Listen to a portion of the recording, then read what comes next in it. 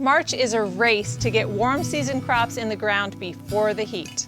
In today's video, I'll show you what to plant this month and everything I'm planting in this 4x6 bed. You won't believe how much food fits in this space. I'm Angela from Growing in the Garden. My garden's in Mesa, Arizona. I want to help you succeed even if you're gardening in tough conditions. Let's get this bed ready to plant. If your soil level dropped, that's a good thing. It means the organic matter in your bed is breaking down and feeding your crops. It's time to fill them back up. If you have heavy mulch, rake it back, get it out of the way. If there's roots in the beds, that's fine. They will break down and add organic matter to your soil.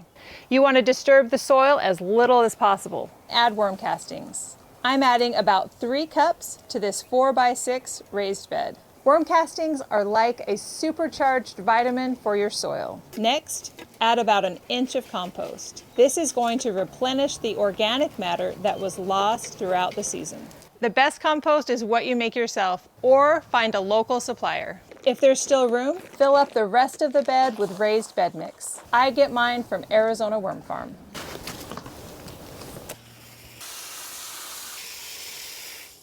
If plants are staying in the bed, you can pull back the mulch and add more compost, or just add a light layer of compost and worm castings and then water it in.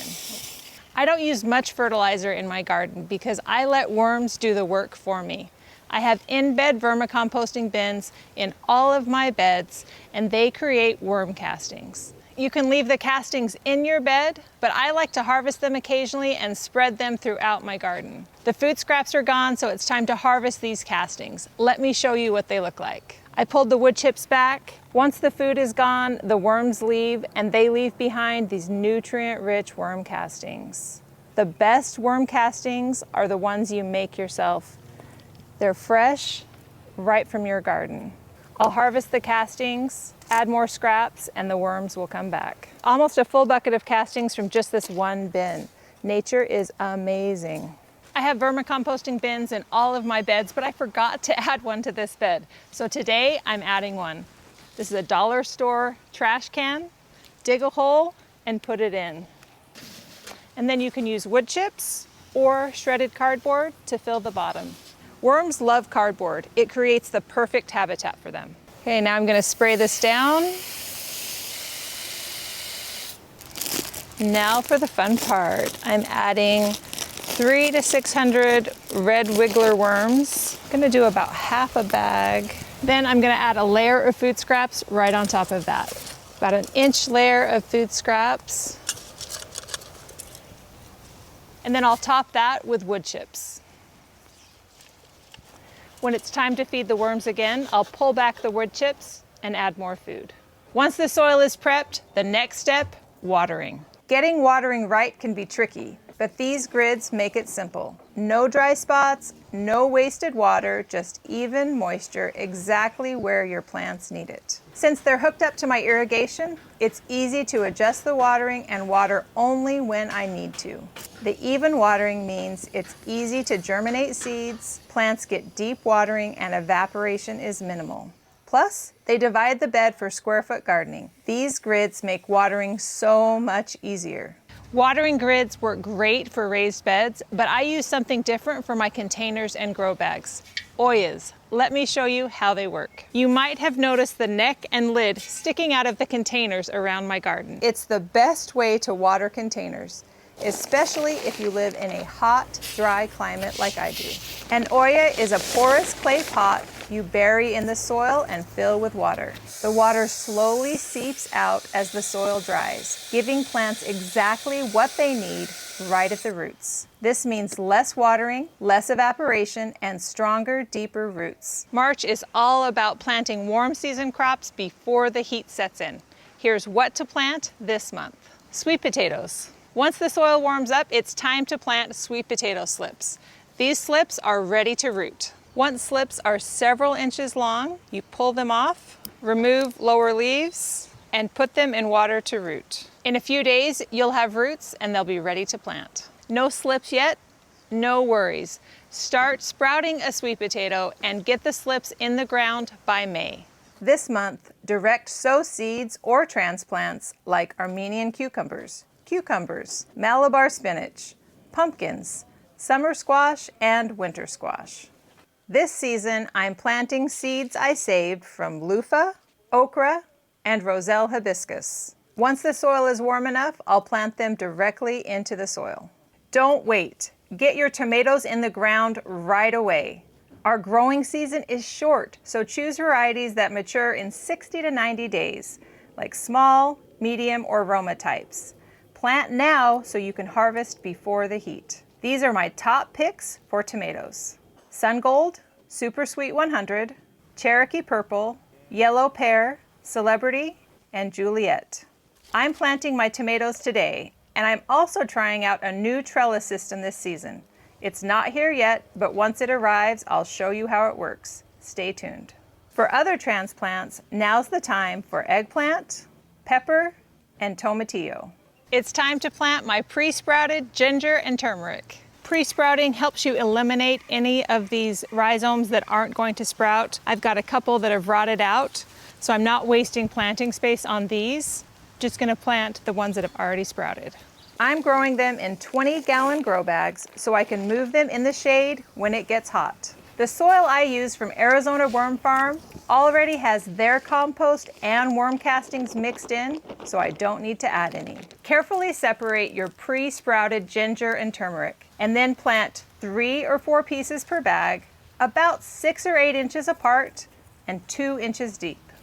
To keep them watered, I'm adding an oya. These tropical plants need even moisture. I'll feed them monthly for strong rhizome growth with a fertilizer high in phosphorus and potassium. They need a long, warm growing season, but they're already off to a great start. It's bean planting time. So many options: tepary, lima, bush, pole, yard-long, and edamame. Beans don't like being transplanted, so plant seeds 1 inch deep, 2 inches apart when the soil is warm. When the soil's warm, they'll sprout fast, sometimes in just 2 days. Which beans are you growing this season? Let me know in the comments. For fruit, plant cantaloupe and watermelon from seed or young transplants. It's time to plant grapes and blackberries. Plant herbs this month too: basil, chives, hyssop, jicama, popolo, parsley, and sesame can be planted from seed or transplant. Perennial herbs like chamomile, oregano, mint, lemon balm, rosemary, lavender, thyme, and sage grow best from transplant. Spring is here and the garden is full of color. Here's what's blooming this month in the low desert.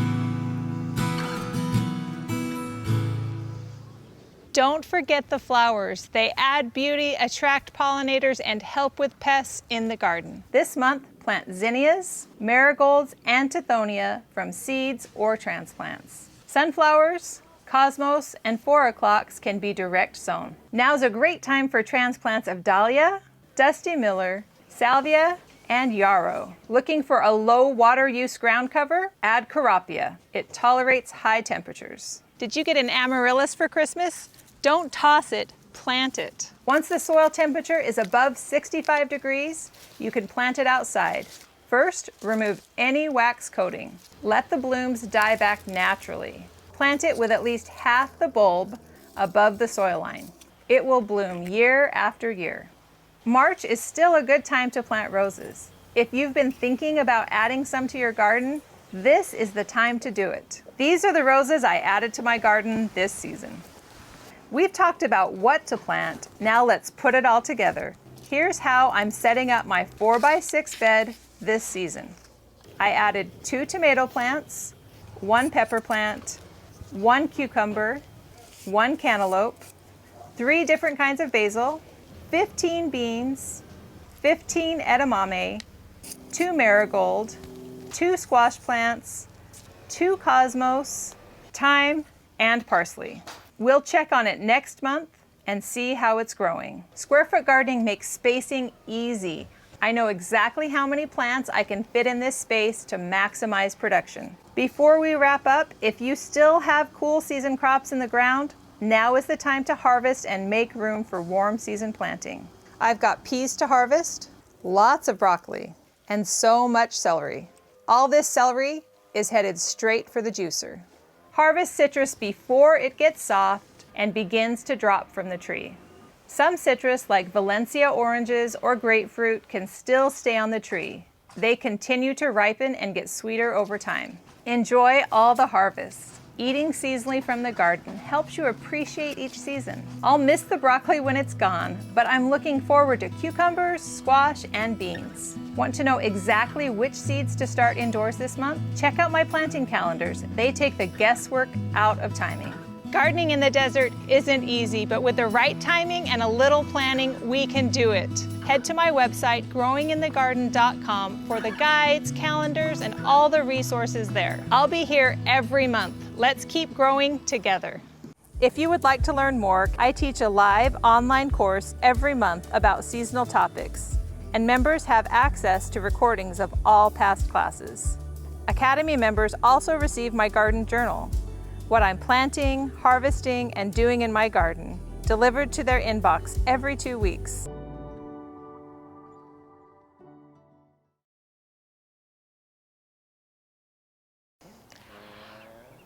Okay. Hobbs, leave it. Go inside, go inside. Bernie knows. I guess I'm just talking on all this. I forgot the last line. I'll be here.